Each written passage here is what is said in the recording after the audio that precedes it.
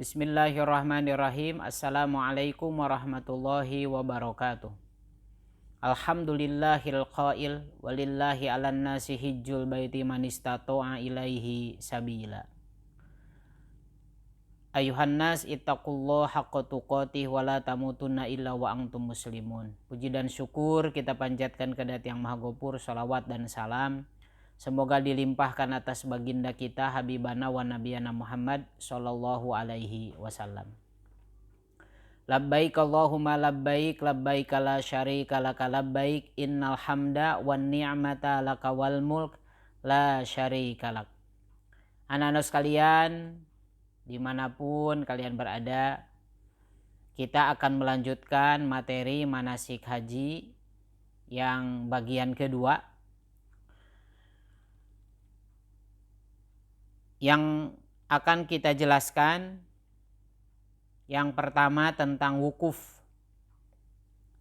bahwa wukuf ini bagian dari rukun haji, sehingga kalau dalam haji tidak wukuf di padang Arafah maka hajinya tidak sah.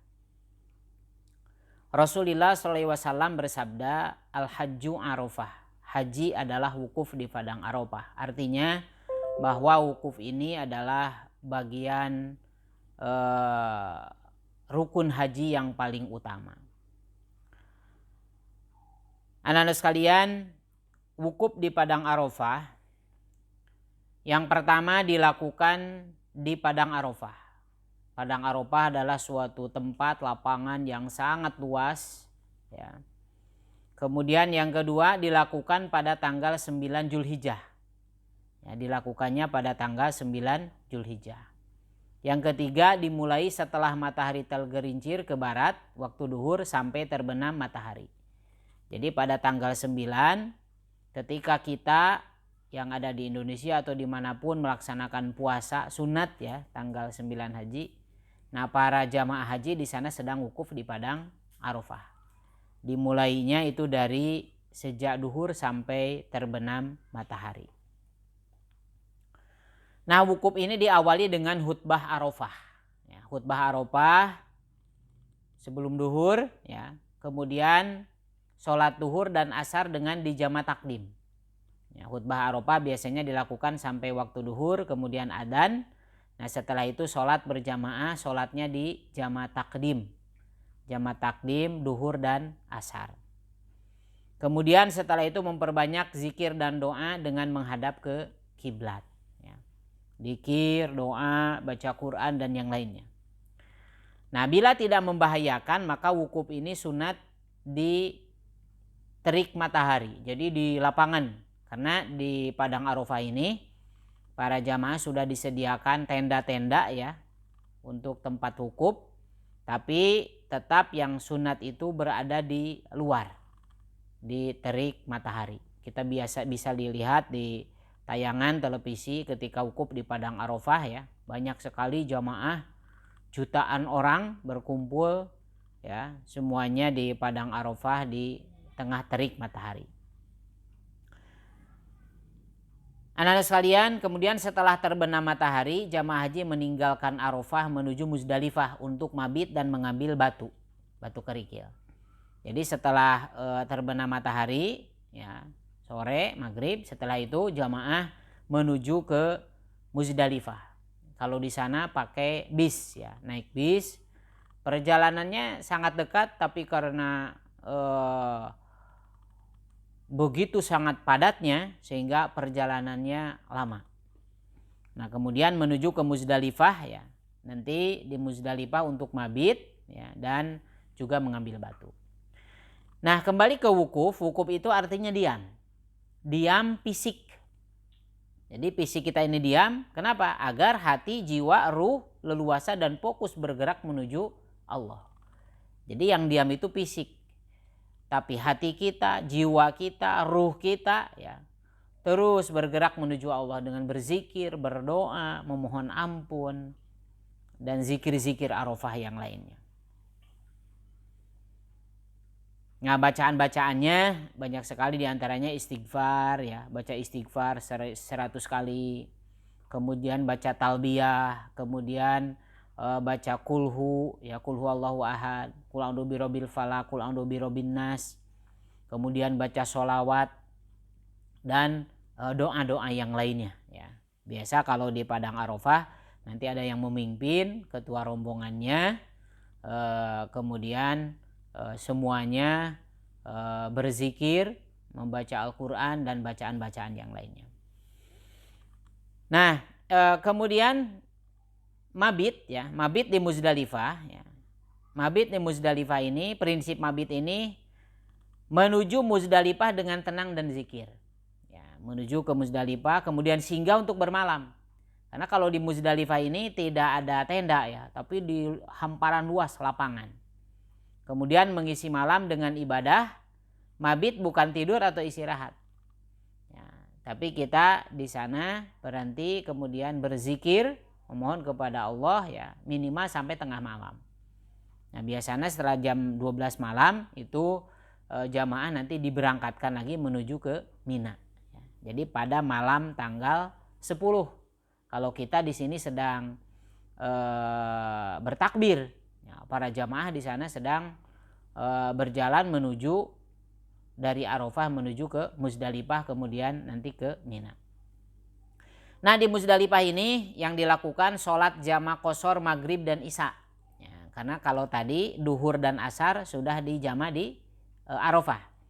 Nah, sementara untuk sholat maghrib dan isya bisa dilaksanakan di Muzdalifah, ya, dengan jama' dan qashar.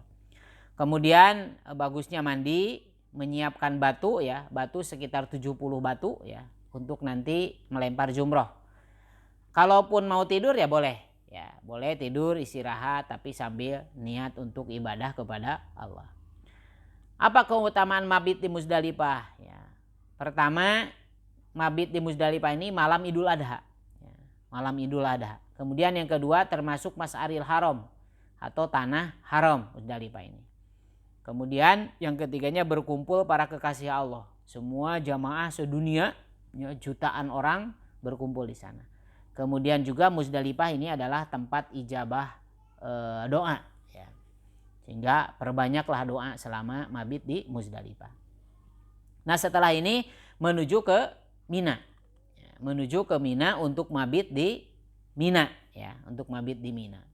Nah, kalau di Mina ini sudah ada tenda, ya, tenda ber-AC, fasilitasnya juga luar biasa. Nah, kita nanti di Mina ini agak lama, bisa bisa 2 hari, bisa 3 hari. Ada nafar awal, ada nafar sani, ya. Nah, di Mina ini yang kita lakukan adalah mabit, ya, mabit di Mina, kemudian juga melontar zumroh, ya, melontar jumroh di Zamarot, melontar 3 jumroh, jumroh ula, jumroh wusta dan jumroh aqobah, ya. Nah, pada tanggal 10, ya, pada tanggal 10-nya melontar 1 jumroh namanya jumroh aqobah. Kemudian setelah itu setelah melempar kita tahalul awal, ya, tahalul awal, mencukur rambut, ya, ditandai dengan mencukur rambut. Kemudian pakaian ihram bisa diganti dengan pakaian biasa. Nah, lontar jumroh ini dari Muzdalifah ke Mina langsung menuju ke jumroh aqobah, ya, tanggal 10, ya, tanggal 10. Bagaimana cara melontar jumroh? Tiap jumroh dilempar dengan 7 buah batu kerikil dengan 7 kali lontaran. Jadi satu-satu, bismillah Allahu akbar, bismillah Allahu akbar, bismillah Allahu akbar, 7 buah batu. Nah, tanggal 10 ini hanya jumroh aqobah saja, ya, hanya jumroh aqobah. Nah, kemudian setelah itu tanggal 11, 12, 13, ya, semua jumroh ula, wusta dan aqobah. Ya, kalau napar awal tanggal 11, 12, kalau napar sani 11, 12, 13. Jadi berada di Mina ini bisa 3 hari, bisa 4 hari dengan tanggal 10-nya begitu. Nah, kemudian kaifiat lontar, tiap melontar ini membaca tadi bacaannya, ya, bismillah Allahu akbar, rojman lisyayatin waridon lirahman. Nah, hendaklah batu lontarkan masuk ke dalam lubang zumroh itu. Jadi harus dipastikan batunya itu masuk. Ya, di sana itu ada berlantai-lantai. Tergantung kita di lantai berapa dijadwalkannya. Karena masing-masing negara biasanya beda-beda. Nah, kemudian adalah melontar dengan tangan kanan. Ya, dengan tangan kanan. Bismillahirrahmanirrahim, Allahu Akbar, rozman lisyayatin waridon lirrahman. Nah, itu cara melontarnya. Nah, tertib hari tidak sah melontar pada hari ke-11 melainkan setelah melontar jumroh akobah hari ke-10. Dan tidak sah melontar hari ke-12 melainkan sesudah melontar pada hari ke-11 dan seterusnya. Jadi harus apa? Harus tertib, ya, harus tertib. Kaifiat lontar, ya, tidak melontar untuk orang lain sebelum melontar jumroh untuk dirinya sendiri. Jadi seandainya misalkan ada jamaah yang sakit, ya, tidak bisa menuju ke Jamarot untuk melontar, bisa diwakilkan, bisa dititipkan ke orang lain. Ya, karena di sana itu perjalanan dari tenda tempat istirahat menuju ke Jamarot itu jauh, ya, bisa kiloan, ya, bisa kiloan. Tergantung kita nanti posisi tendanya di sebelah mana. Nah, boleh kita menitipkan ke orang lain seandainya kita sakit. Tapi nanti yang dititipnya itu harus melontar untuk dirinya dulu. Ya, untuk dirinya baru bisa untuk orang lain. Nah, apabila ba'da maghrib tanggal 12 Dzulhijjah masih berada di Mina, harus mabit lagi untuk melontar jumroh tanggal 13 Dzulhijjah atau napar sani. Jadi kalau napar awal ini sebelum maghrib tanggal 12 harus sudah selesai, harus sudah keluar dari Mina. Tapi kalau maghrib ini masih berada di mana? Di Mina tanggal 12 Dzulhijjah, maka harus sampai besoknya tanggal 13. Namanya itu napar sani. Nah, tentang melempar jumroh ini, anak-anak sekalian, ya, melempar jumroh ini dikatakan melempar setan, gitu ya, melempar setan. Memang melempar setan, tapi bukan dengan batu itunya sebetulnya. Karena kalau melempar setan ini, pertama batu yang besar harus yang tajam, ya. Kemudian yang kedua bukan hanya batu, lempari dengan segala benda apapun. Yang ketiga lempar sekeras mungkin. Itu kalau kita mau melontar setan secara dohir begitu. Tapi kalau fakta melempar itu apa? Batunya sebesar ujung jari, kecil-kecil batunya. Yang 7 itu. Yang kedua tidak boleh melempar apapun selain batu itu. Nggak boleh kita lempar sendal, lempar apa, nggak boleh. Hanya batu itu. Yang ketiga lempar dengan tenang dan khusyuk. Ya, dengan tenang. Nah, maka menurut Imam Ghazali, melempar setan bukan dengan batunya, tapi dengan kepatuhan pada perintah Allah untuk melempar meskipun tidak dimengerti oleh akal. Jadi melempar itu dengan kepatuhan kita kepada perintah Allah, ya, maka itulah permusuhan kita dengan siapa? Dengan setan. Ditandai dengan itu. Nah ini ya untuk melontar ini ya. Kalau napar awal, ya, napar awal pada tanggal 10 Dzulhijjah melontar akobah 7 kali. 7 butir. Kemudian tanggal 11-nya akobah ula wusto. Jadi 21 butir. Tanggal 12-nya akobah ula wusto sama 21 butir. Sehingga jumlahnya jadi 49 butir kalau napar awal, ya. Tapi kalau napar sani ditambah tanggal 13 lontar akobah ula wusto ditambah 21. Jadi semuanya ada berapa? 70 butir. Ya, jadi semuanya 70 butir batu. Kalau naparnya napar sani. Nah, itulah anak-anak sekalian tentang manasik ini, ya. Jadi setelah itu, setelah dari Mina, biasanya kita kembali ke Mekah. Nah, nanti di Mekah melaksanakan rukun yang lainnya yang belum dilaksanakan. Di antaranya tawaf, ya, tawaf ifadah, kemudian setelah itu sa'i, kemudian setelah itu